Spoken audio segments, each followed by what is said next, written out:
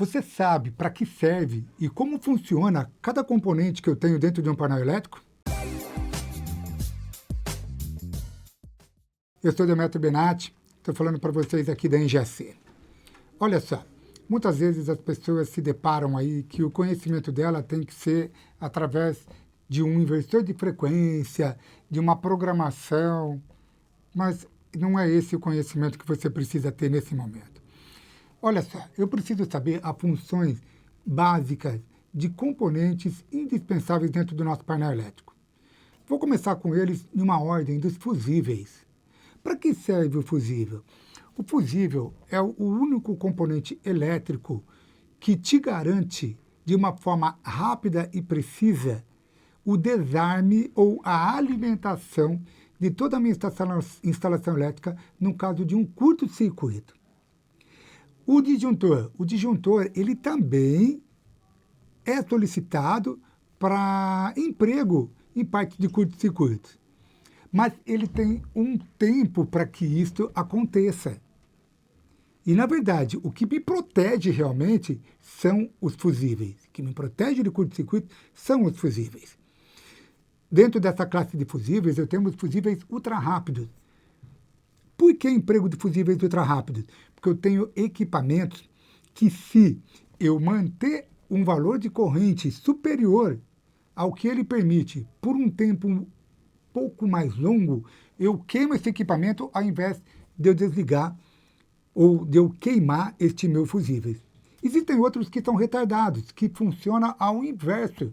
Eu necessito de um tempo maior para essa corrente se estabilizar antes que esse fusível queime.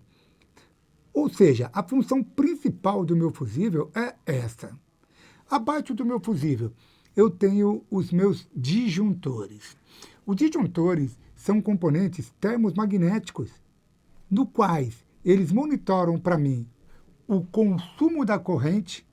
Se esse consumo dessa corrente em toda a minha instalação, a qual está inserida nele, começar a ultrapassar alguns valores estipulados por ele começa a sofrer um aquecimento e ele desarma. Este mesmo disjuntor, ele pode desarmar por curto-circuito. E eu posso estar rearmando ele manualmente. O fusível não há essa opção. Ele é consumível. Ele queimou, eu acabo jogando ele fora. O disjuntor eu posso rearmar. Só que existe um cuidado em você rearmar esse disjuntor. Assim como um cuidado na substituição desse fusível. Por que esse fusível queimou? Por que esse disjuntor desarmou? É necessário que eu faça uma verificação se eu não tenho nenhum curto-circuito, se eu não tenho nenhum cabo encostado, se eu não tenho nenhum sistema de isolação disposto aí, encostando, por exemplo, na carcaça de um motor. Então, antes de eu rearmá-lo, eu preciso fazer uma identificação do que ocasionou aquele desarme. Vamos para baixo dele. Eu tenho ali um contator de potência.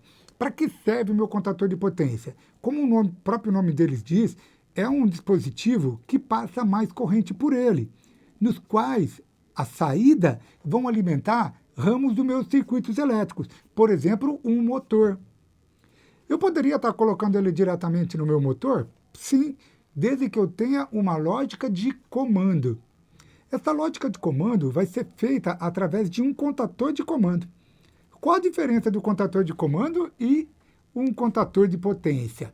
Além das numerações, que o contator de potência, as entradas são ímpares, 1, 3 e 5, e a saída pares, 2, 4 e 6, os de comando, eles recebem as numerações 3 e 4 para contatos abertos e 1 e 2 para contatos fechados.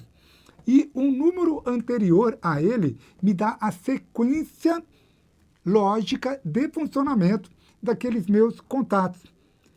Para que serve um contator?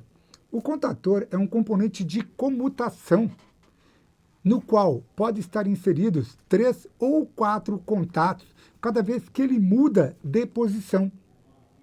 Esses 3 ou 4 contatos, eles podem ter lógicas de serem totalmente fechados, serem totalmente abertos, ou a combinações de contato aberto e fechado no mesmo componente.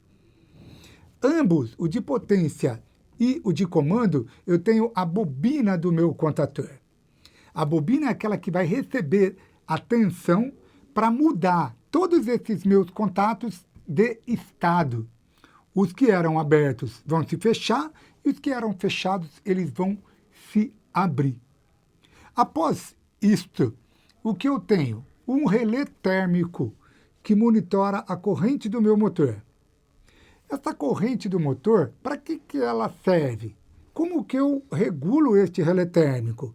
Eu preciso saber qual o valor de corrente que esse motor está consumindo, verificar se esse relé térmico, que é um dispositivo de proteção bem parecido ao disjuntor, trabalha para mim por sobrecorrente, provocando um aquecimento e desarmando, e também se tiver um curto-circuito dentro desse nosso motor. Ele também vai desarmar porque eu tenho a resistência vai ao infinito, ela fica zero. Então, eu vou ter os dispositivos de proteções, fusível, disjuntor motor, né? Ou, no caso, o relé térmico, que estão fazendo essa proteção. Em ambos os casos, se eu tiver um desarme desses componentes, é necessário que eu faça uma identificação o porquê ele desarmou. A ligação de um motor trifásico. Por que ele é trifásico? Porque ele recebe 3 fases. Por que vem 3 fases? Porque é o nosso sistema de geração de energia. A distribuição vem para nós trifásico. E dentro da indústria, geralmente nós utilizamos trifásicos.